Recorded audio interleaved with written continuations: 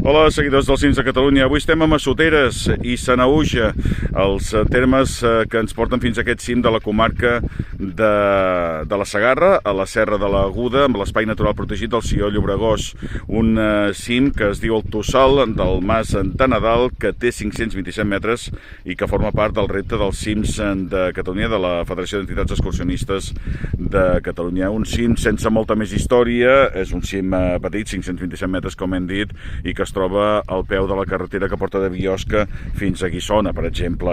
Això sí, la vista als 360 graus és esplèndida. S'ha de tenir en compte que no és difícil de pujar, però sí que és molt espinós i els camins no estan gens definits, per tant costa una mica. Els pobles que tenim al voltant, per exemple a mà dreta hi tenim Biosca i tenim Torà per arribar a aquesta zona, però hi ha multitud d'altres poblets en una zona que és realment preciosa i que a mi m'encanta. Des de la Segarra, al Tossal del Mas de Nadal.